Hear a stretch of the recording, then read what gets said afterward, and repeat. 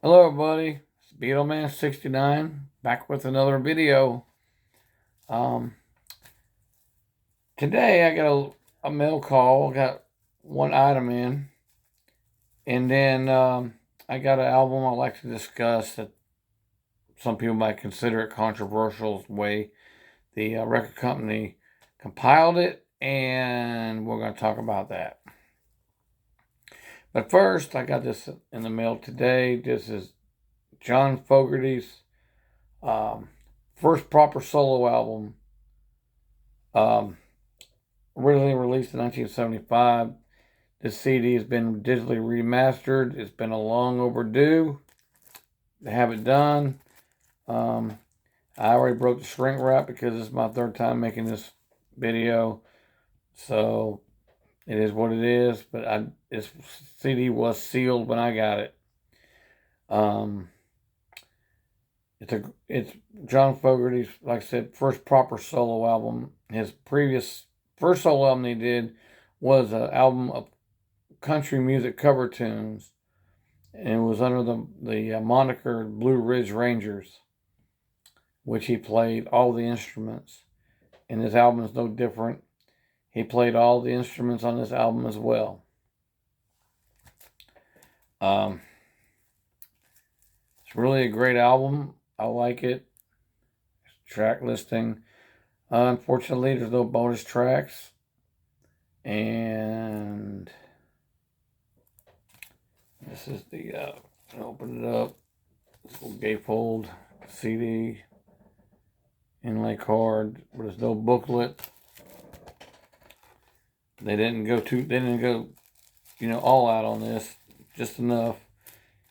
So, yeah, if you like Creedence Clearwater Revival, you'll like this. It don't sound like Creedence at all. He really tried to distance himself from that band. Even though John Fogerty wrote all the songs and sang all the songs in Creedence, he tried to distance himself a little bit musically with this one. But it's a great album.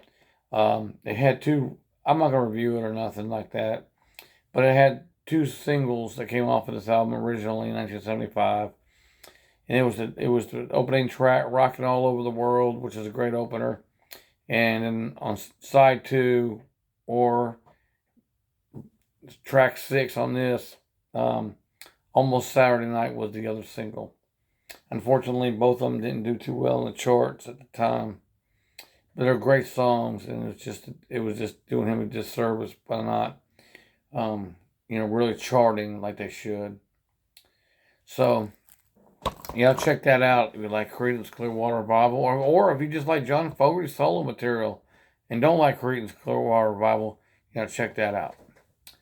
Okay, now we're going to talk about something that's been brought up a lot of times online, and it is this album, The Best of George Harrison. Now,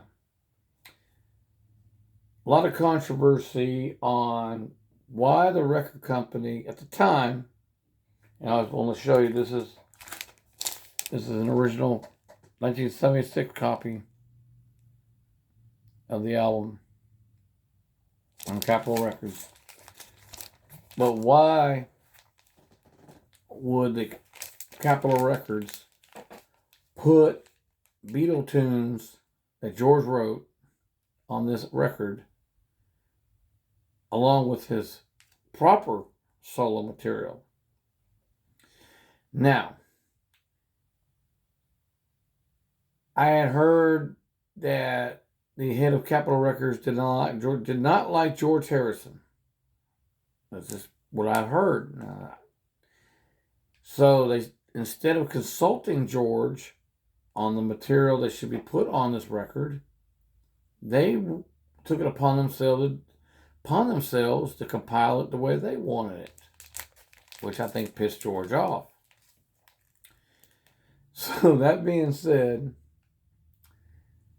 I think, in my opinion, the record company put George's Beatles tunes on here because they probably considered it George Harrison material because George did not co-write with the other Beatles. But it's still Beatles songs, even though they're not Lennon McCartney or anything like that. But they're still Beatles songs because he wrote it in the Beatle camp. Okay? So, in my opinion, I think they're Beatles songs. Capitol Records saw it as George Harrison solo material written inside the Beatles band. Okay? So, they maybe have looked at it like that. I don't know. I don't know what went through their little brain at that time. But that being said, we're going to talk about this freaking album, okay? And if you don't like it, go look at somebody else's YouTube channel. But no, don't. I'm just kidding. Stay here. Stay here. We're all going to focus here, okay? All right. I'm sorry. I'm in a good mood today. Okay. I'm going to take all the Beatles songs off side one off this record, okay? All the Beatle written, the songs he wrote in the Beatles. We're going to start over with a clean slate, okay? Clean the slate. Start over. Okay. I'm going to leave all these, actually I'm going to leave all the songs that were included on this album as far as his proper solo material in 1970 and later are going to stay on here.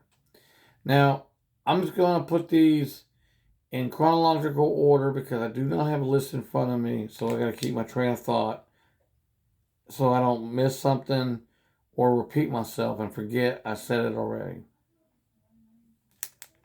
Okay. I'm going to start off with My Sweet Lord, obviously.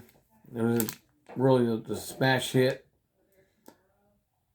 And I'm also going to put on here, All Things Must Pass. I mean, it was a masterpiece. I mean, there wasn't a bad song on there. Okay, I would go with side 4. I think there was some fillers on there. I Dig Love. Some people like Art of Dying. But I Dig Love, and probably Isn't a Pity version 2 was probably a filler track. That's just my opinion. But they're good songs, though, don't get me wrong. But I'm going to go with Isn't a Pity version 1, the long version, off side 1. Great song. And then I'm gonna go with What Is Life, obviously. And then I'm gonna go with Behind That Locked Door, which is a really pretty song. I mean, it's a beautiful song. It should have been. They should have done what I'm doing and put proper solo Harrison's songs on here. So Behind My Locked Door will be my next choice. And I can't put everything on here because there ain't so much room on a record. And then I would put let's see. The Ballad of Sir Frankie Crisp, Let It Roll. Lovely song. That would be on here. And I would put All Things Must Pass on here as well. To close out, that's just part of the track listing. Then I would go with Bangladesh, obviously. Then Give Me Love, Give Me Peace on Earth would obviously be the next one. And then Don't Let Me Wait Too Long from Living in the Material World. I saw online at the time in 1973, it was slated to be released as a single. And it was slated and canceled. But I'm going to go with that because obviously whoever considered it for a single thought it was good enough to be out there on the radio. So we're going to go with that one. And then we're going to go with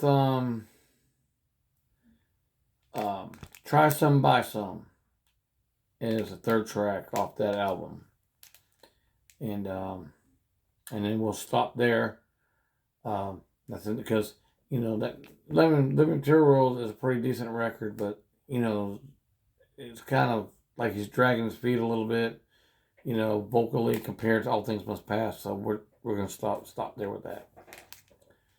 From the Dark Horse album, which the album wasn't all that great. It only had 9 tracks on it. And like I said, this is just my opinion. Who would be on here? Okay, you may have yours. Write in the comments what you think. Of course, the song "Dark Horse" would obviously, because it's on here, would also be on here again. Then "Ding Dong Ding Dong," which also releases. It was the second single from that album. It would be on here. "So Sad," album track. It'd be on here. And I would put Simply Shady. Simply Shady. Be the other one on here. So it would get 4 tracks off Dark Horse. And Extra Texture, the next album. The song "You," which is also on here, would be obviously still be on here. Then I would go with The Answers at the End. It would be on here. World of Stone, I'd put on here. And This Guitar Can't Keep From Crying would be on here because it was also the second single off the Extra Texture album. So that's what I would put on here if it was me. So, like I said, it was really controversial because they put George Harrison's Beatles tunes on here along with his proper solo material, which there was so much solo material, between 1970 and 75. They could have done a better job,